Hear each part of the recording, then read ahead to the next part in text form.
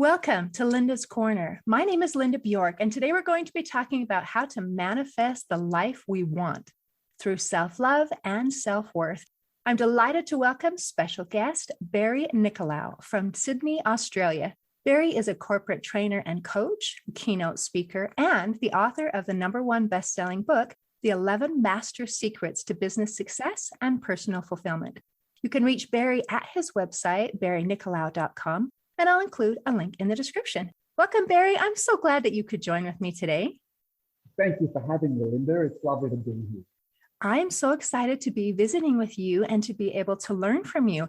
Now, I understand that you wrote this best-selling book of yours after having an epiphany in a graveyard. So I'm ready to hear this Goosebumps story. Can we start with that? Absolutely. And how long do you have? Oh, really? Okay. Well, let's see. Give us the juicy tidbits then. Yes. Well, it was 2015, the year, and I was driving around like a lot of my friends and family and colleagues do, a little bit despondent about my life, in the sense that, I was at a good job, I was earning great money, but there was a hole, something inside of me that was not being fulfilled. And I believe many of us walk around this way, but don't really know how to fill that gap. So I got a call by one of my customers saying, "Barry, can you please delay me an hour?" And I said, "No problem." And the best way to describe this, Linda, is my car steered itself. I wasn't consciously thinking about driving into a cemetery. Mm-hmm. I don't know anyone that's buried there, but it was the most beautiful day. It was crisp, beautiful cemetery, canopy of trees, if you can imagine, big wide roads.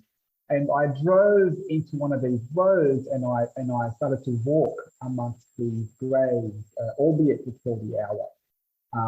And I wasn't quite aware what was about to happen to me.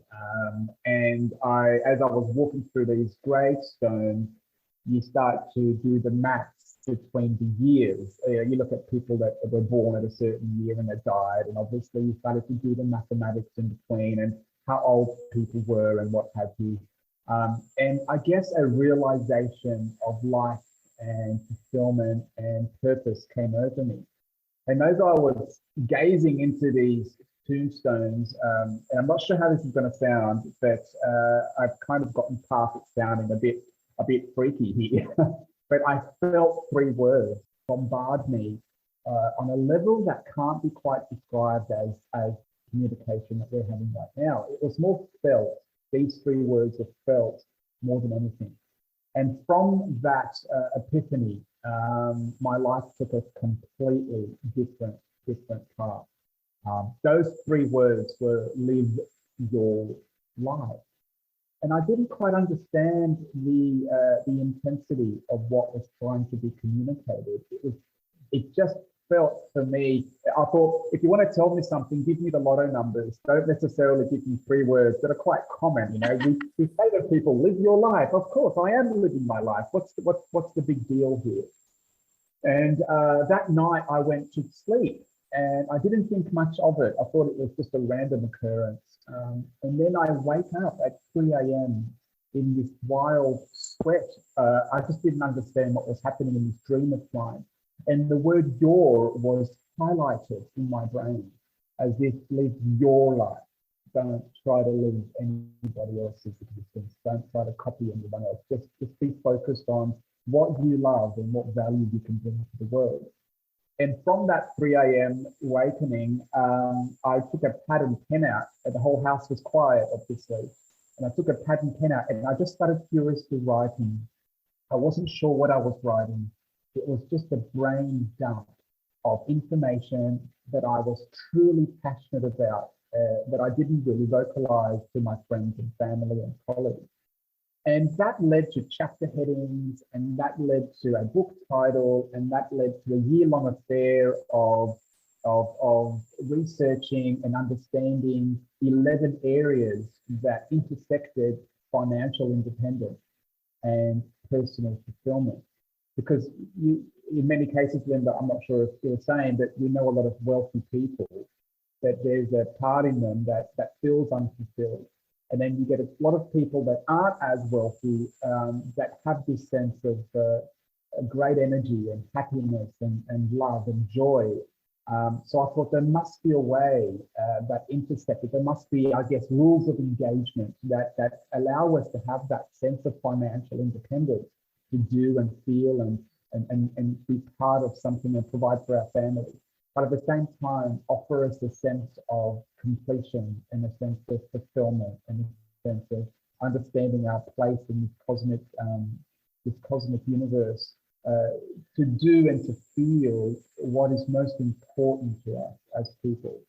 So that led to writing the manuscript, that freaky moment. And then, would you believe, as the universe works, I ended up receiving a Facebook random message by a gentleman saying, "We publish books. If you have a manuscript, we'd love to hear from you." And then I thought, this sounds pretty random. What are the chances of someone kind of coming across my path as soon as I finish this draft book? And then I met up with this gentleman, and he said, "Barry, let's get you on Amazon. Let's get you to #1 on Amazon." And I guess the rest is history. And what that told me, Linda, and this is a way that I've lived my life, right? When you are on purpose, when you are on target, when you are living the life that was intended for you to live, the green lights happen quite often and quite quickly. And it's something that I've noticed in my life. If something's been a struggle, it usually falls apart in my fingers. But when I've allowed a sense of the right people and I haven't struggled for it, what tends to happen is that life ends up flowing in and out of you rather than you or me having to fight to do everything and fight to get to the right places or to know the right people or whatever it is. You end up being in a fluid state rather than having to fight.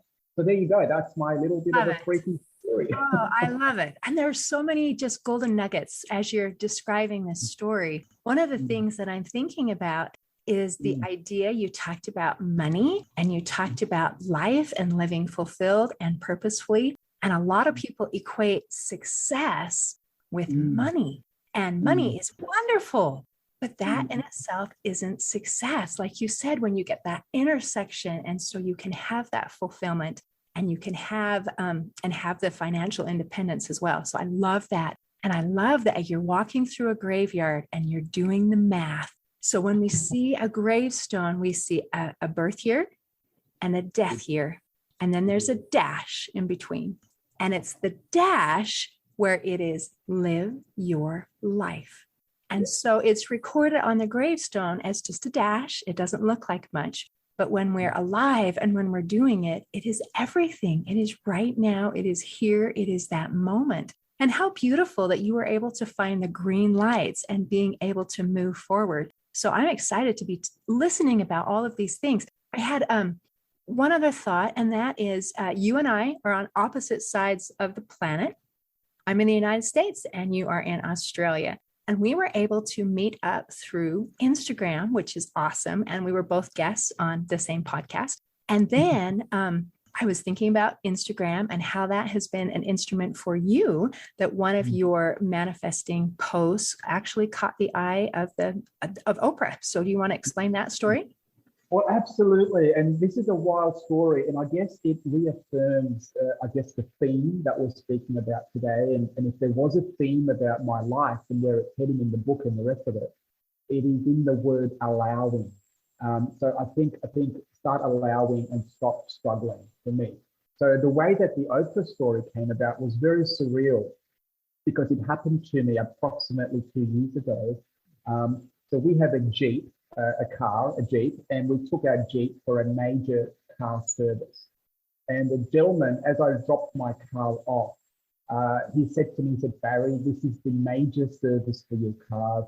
It's going to cost you approximately $800 because we checked the fluids, we checked the tires, blah, blah. So he ran through this exhaustive list that the car was going to go through. It felt like a medical checkup for the car. Anyway, so I said, we want our car to run. It's under warranty. We've got money. It's about looking after our things so the things look after us. So he said, if you wait in this area over here, we'll have our driver take it into town, and we'll call you when the car is ready to be picked up. So I said, no problem. So I jump into this bus. We go into town. I get off the bus. And I walk into a shopping centre in the northwestern suburbs of Sydney here. And as I'm walking, Linda, I see a homeless man with a dog, and he is sitting on the ground. And I've seen this man here for years. I have seen him since probably about 10 years. He sits down in the same spot with a dog, and the dog has no teeth. So you can imagine what the dog's been eating. All sorts of things go through your mind. So I thought to myself, I'm not going to walk past him this time. I'm going to pull out some cash I had in my pocket, and I had $35 in my pocket. So I had a $20 note, a $10 note, and a $5 note. And I thought, whatever I pull out, I'm going to give him. So what do you think I pulled out? I pulled out the $20 note, the big one.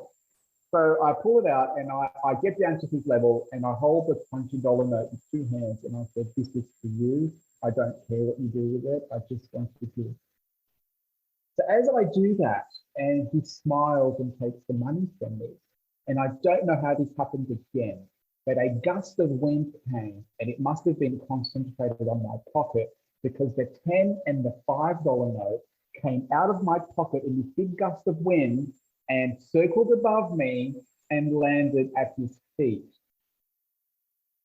So I'm thinking, this is awkward, because that was my lunch money, right?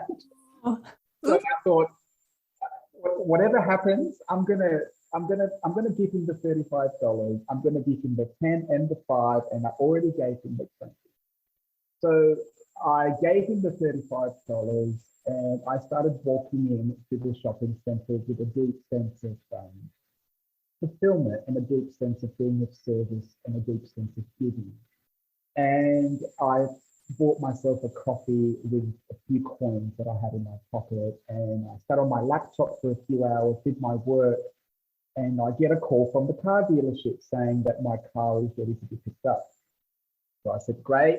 So I met the bus driver in the same area that he dropped me off, and I start explaining to the bus driver about this wild $35 story from this homeless man, and he told me a story about how he thinks that giving is part of life. We have to give of ourselves to receive.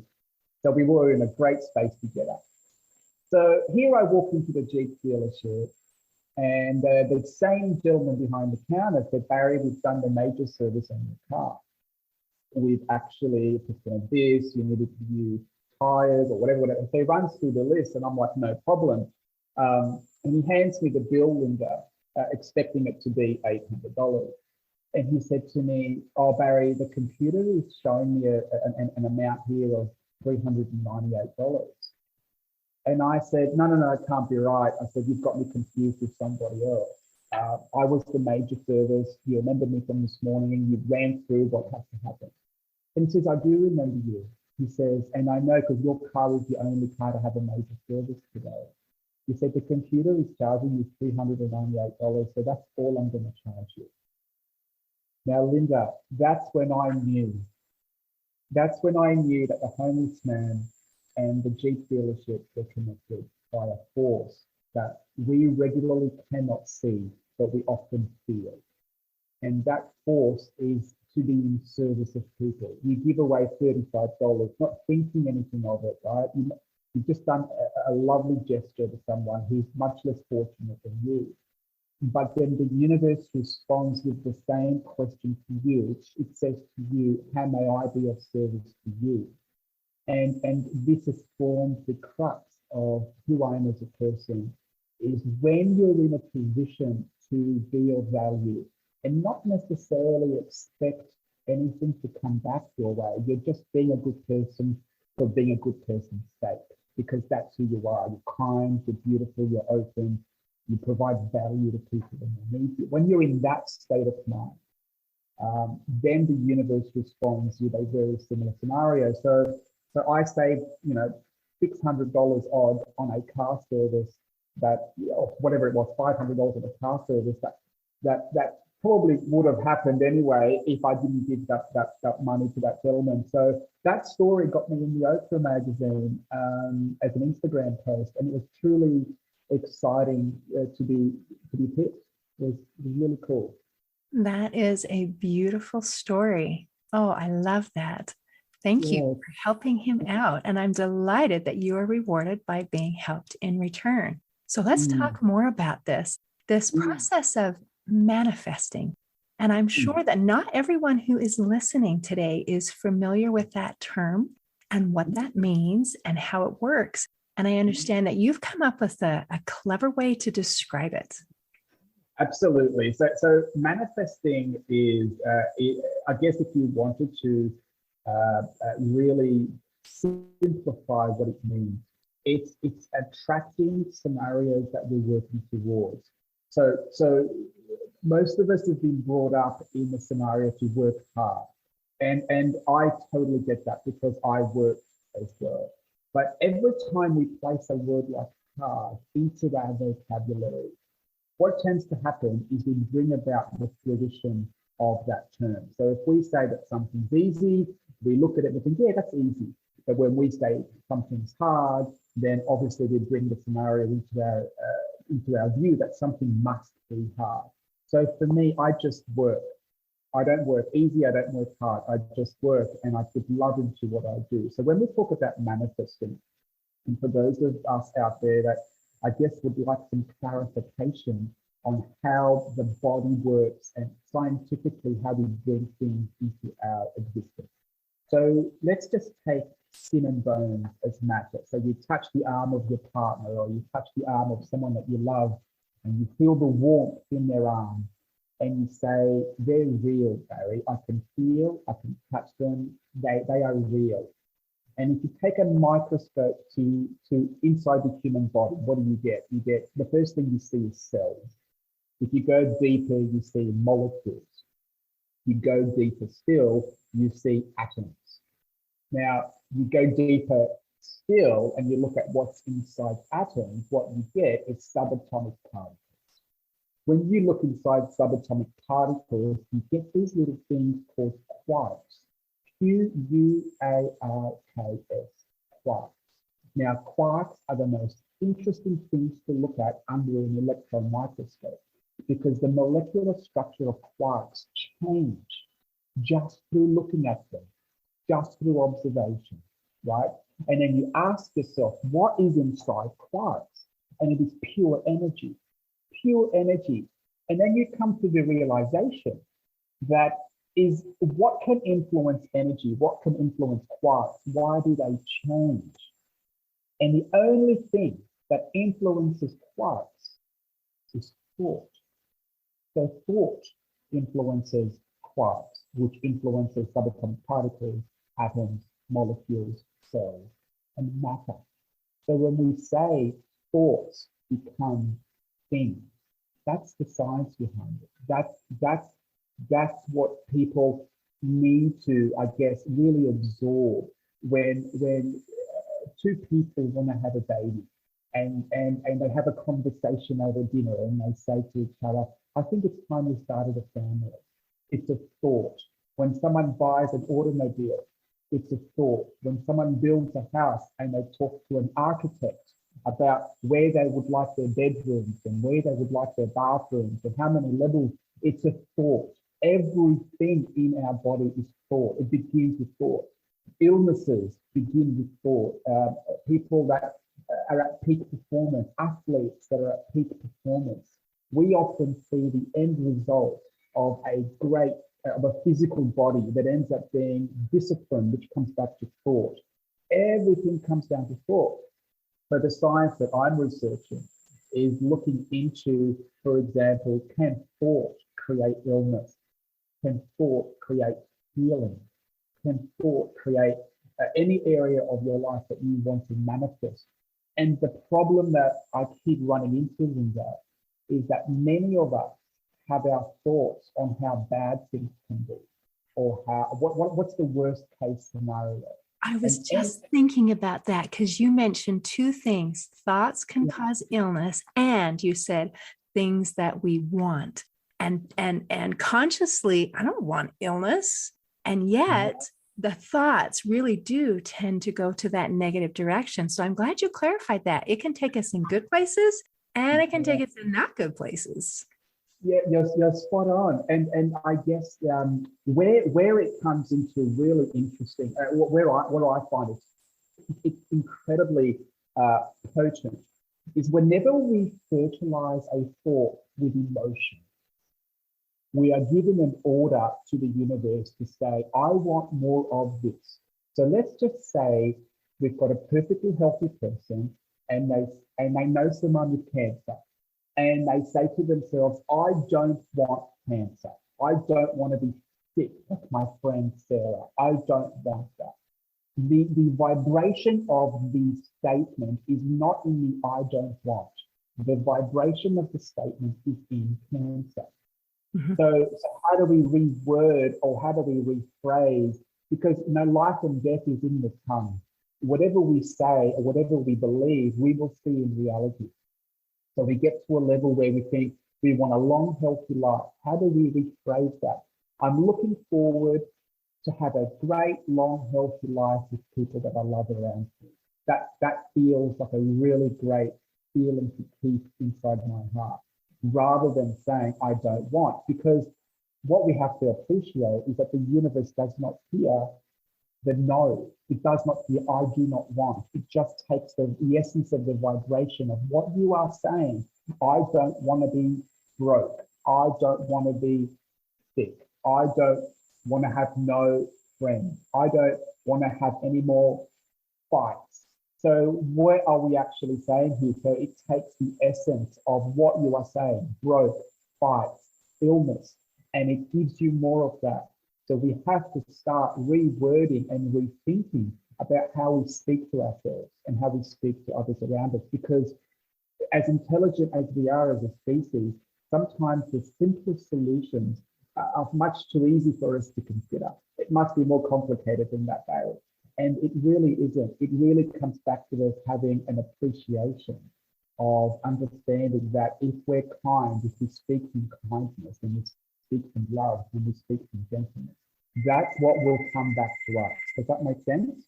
Mm-hmm. Yeah. So that's what's really cool about it. That is fantastic. So let's talk about how to do this. So you have 4 ways that we can achieve these desires, right? Yes, absolutely. So let's go there. So here we are. We're coming from a place of manifestation, which means we're going to take thoughts and turn it into matter. And it comes from our words. It comes from our thoughts, or they're connected. And the thoughts have to be spoken in a positive sense and also in current terms, not like something's in the future, because it can always stay in the future. And we can't say, I don't want this and I don't want that. It needs to be, I want this, or I am this. Okay. So this is the direction we're going. So give us some more deets on how to do this. Okay, so I guess the first thing to realize is that everything that you would like to bring into your experience, so anyone listening today, whatever you want to bring into your experience is already a current reality somewhere in the world. So if you're after true love, there is true love that exists somewhere in the world. If you're after financial independence, are there people out there that have financial independence? The answer is yes. Are there people out there that have healed themselves from cancer? Yes, the answer is yes. So what we're really looking at here is the feeling of what you want. So that's where we struggle, because most people can't feel well if they're going through a disease. It's very, very hard to feel well. But what you're after is the feeling. So let's just use an apple pie as an example. It's an innocuous example. I want an apple pie. Okay, so what's the first way we can get an apple pie? The first way we can get an apple pie is we go and get it. Really, really simple, right? So Linda, you've got a craving for an apple pie. We're catching up over a coffee. And you say, Barry, love you to bits. I feel like an apple pie. Here's $10. Could you please go down the road and buy me the best apple pie that I have ever tasted? I'm say, Linda, I'll take that $10 and I'm going to go and buy you an apple pie. So I come back and I give you the apple pie. That's actually, that's the second way. The first way is you go and get the apple pie. The second way is I can have you help me. Okay. Yes. The second way is you have me help you, and I apologize about that. The third way is really, really interesting. The third way to get an apple pie is if you and I are sitting there having a craving for an apple pie, and all of a sudden it's a birthday of someone down the road, or a truck pulls up outside, and someone walks into the room that we're sitting in, and they say, "Sorry, Linda and Barry, is this your apple pie?" And we say, "Coincidence? How on earth did that even happen?" Because someone walked in and they're actually giving us what we actually want. That's manifestation. That's aligning ourselves up with, for example, the apple pie. The fourth way and the last way is human beings are heading in this direction, but we're not there yet. It's instant manifestation, which is we're craving an apple pie, we put our hand out, and all of a sudden the apple pie forms right in front of us. And I do believe that human beings are going in that direction. And the way that I know that to be true is that we come from a divine source. I do believe in our home, we believe that we come from a divine source. That source has the ability to materialize from nothing. It materializes from thought instantly. So I believe if we are small parts of that, then one day there's no saying that we can't actually be in a situation where instant manifestation is part of our experience as well. And the other thing to consider is that we only use 10% of our brain. And if that in the future expands and we're at 20 and 30 and 40%, then I do believe wholeheartedly that we'll be at a level where instant manifestation will be something that will come into our experience. Very hard for us to envisage that now, because at our current rate of consciousness on the planet, we don't live that way. But I do believe that things happen that are out of our realm of experience right now that we will see down the track. It's pretty wild. Okay, that sounds pretty cool. So your door number 4, that option is kind of a Star Trek version where I just put out my hand and the pie appears.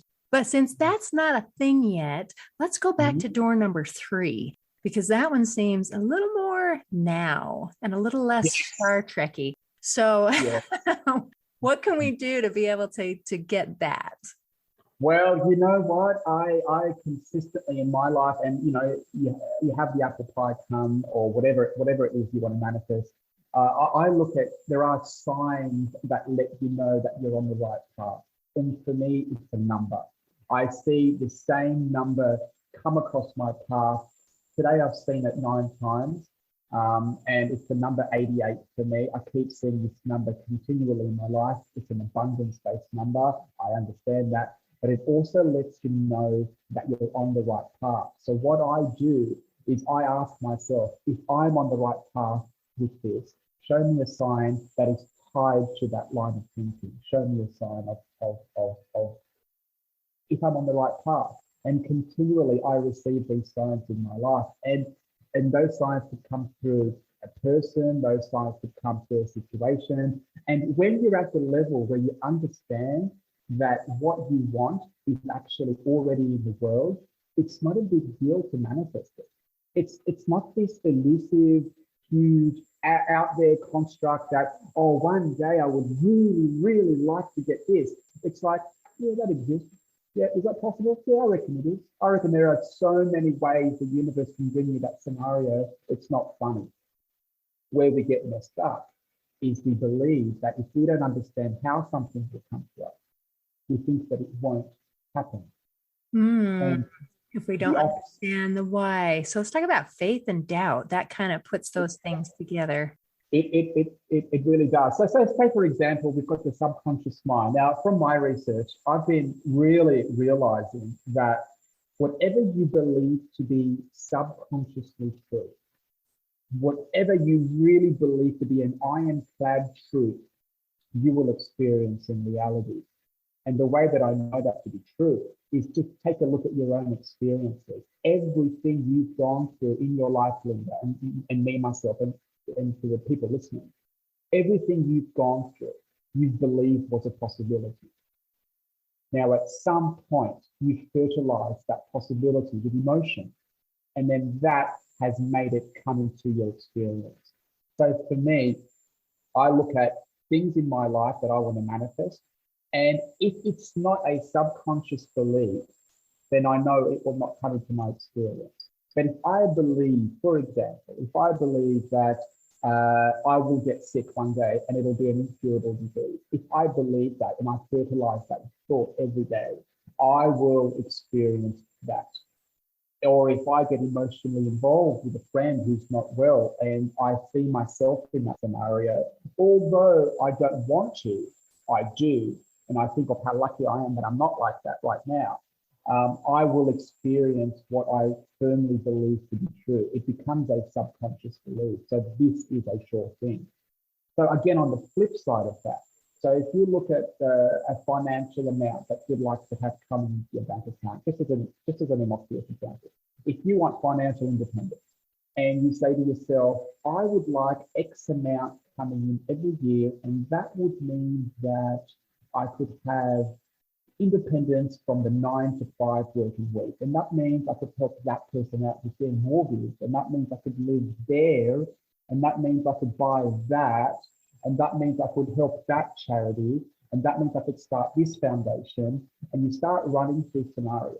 I start thinking, are there people in the world that have that sort of life happening right now? And the answer is, of course, yes.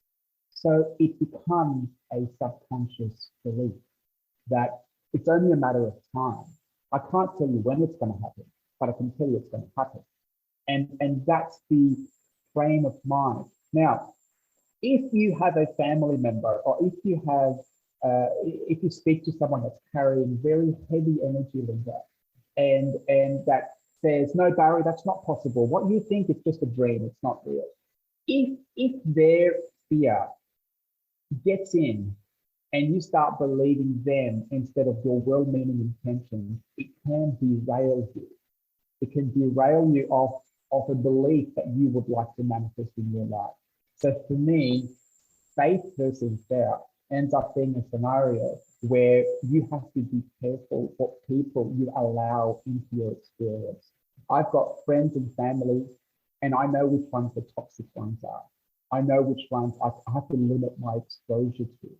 Because when you think down this way, you have to really protect your energy. You have to protect what you would like to materialize. It's like a baby seedling. You know, you don't let the ravages of wind and storm and hail and direct sunlight.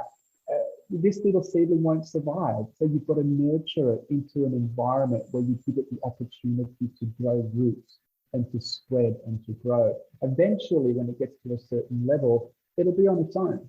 But right now, the thought is like that little tiny seedling, and it needs nurturing from the person that wants to see it grow. I feel if that makes sense. Yeah. So do you spend a certain amount of time each day nurturing your thoughts? Do you write things down? What do you do to help nurture and nourish this little seedling that you're trying to get growing, this idea seedling? Absolutely. So the first thing I do is I actually go backwards. I go through the other way. I identify the scenarios that can hurt the seedling. Okay. So that could be people, that could be certain Instagram or Facebook posts that have more fear to dish out than love. I get them out of my view. I don't want anything to do with them. I don't reveal my thought or my seedling to anyone right now apart from me. So I don't tell even my wife. I don't tell my wife Lana about it because it's too small. And right now I don't quite know what it is as I fertilize it. So then after you start fertilizing it, a way that you can start doing that, is by daily having gratitude for what you've already got going great in your life. And Linda, it's not so much gratitude for the big things that we see.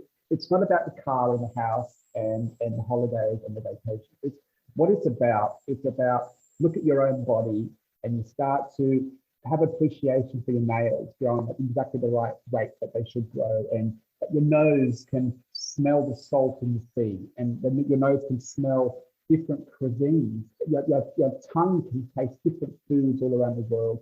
Your eyes can see distance, you can see close. Like you've got so many great things. You can walk. Not everyone has the privilege of being able to walk. And we are in a scenario where that's taken for granted every day. We just walk to the car, we walk to the bathroom, we walk to the shopping center. Oh, walk. It's easy, right? But we're not in a situation. Not everyone has that ability. So you start getting really grassroots regarding what you're grateful for. And from that, once you run through half a dozen or 12 things that you want to be thankful, you start to get bigger. And you can talk about material things that you're grateful for. Or you can talk about the people in your life that mean the most to you. Thank you for their friendship, their guidance. Thank you for weeding out the toxic people. Thank you for helping me do that. It really, really means a lot. So I can stay on this path and watch this little seedling grow up. So you end up coming to a situation where you become a little bit selfish about the things you want to nurture and grow. Because if you don't become selfish, then you're opening up your seedling to the ravages of the weather. And nothing grows, nothing can grow in that environment. It's too hostile for the seedling. So for me, meditation is huge. Gratitude journaling is huge. Gratitude meditation is huge. Cutting out the toxic people out of my experience is huge.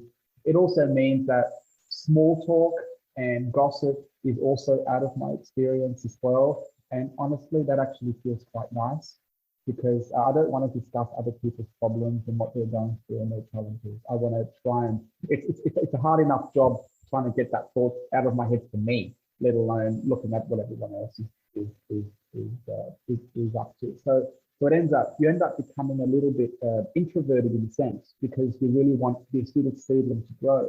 And if you look at leaders all around the world and you look at people that have done like amazing things, right? You often don't hear about them until they've done this amazing thing. You don't hear about the years of struggle, the years of isolation, the years of failing and succeeding. You don't hear about that.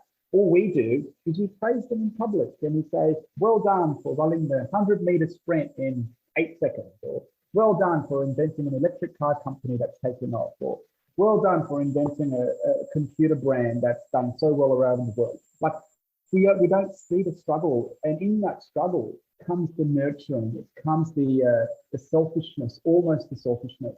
That means that you've got to protect your energy. You've got to protect, because that seedling requires you to be so nurturing and so loving and so understanding, and at the same time questioning how it can grow and where the nutrients are in the soil, and until it has its own equilibrium, until it can grow by itself, then that requires almost a sterile environment for you to be able to and every thought we have is like that, I believe. So if you want to grow something that means the most to you in your heart, it needs to be nurtured. And I keep saying, don't tell anyone your plan.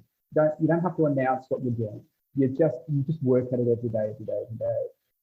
And then whatever grows, and whatever doesn't grow, well, you can plant in your seedling and see what happens. That sounds great. And to my way of thinking, having that self-care and that self-love and that self-nurturing isn't selfishness. I think it counts as self-care and self-love and self-nurturing. So I am all on board. A lot of times when we're trying to be good and we're trying to be kind, we think we have to forget ourselves. And nurturing ourselves, I think, is a very important aspect. So I'm glad you brought that up. Thank you for all of the things that you've shared. This is fantastic. And I am looking forward to an apple pie. So that's going to happen for sure. And I've got 4 options of how to get that apple pie. So I know I can make that happen. And thank you for visiting with me today. Thank you very much, Linda. Take care. It has been a pleasure. Thank you. In closing, I'd like to share a quote from the Buddha. He said, "All that we are is a result of what we have thought." See you next time on Linda's Corner. Thanks for listening. If you enjoyed this episode of Linda's Corner, please share and subscribe to help us reach new listeners. I also invite you to check out my nonprofit, Hope for Healing, at the website hopeforhealingfoundation.org for free ebooks, free audiobooks, and other free resources to help increase happiness, build confidence and self-esteem, strengthen relationships, manage stress, and calm feelings of depression and anxiety. I also invite you to grab a copy of one of my books, like Crushed, A Journey Through Depression, or Amazon bestseller, You Got This, an action plan to calm fear, anxiety, worry, and stress. See you next time on Linda's Corner.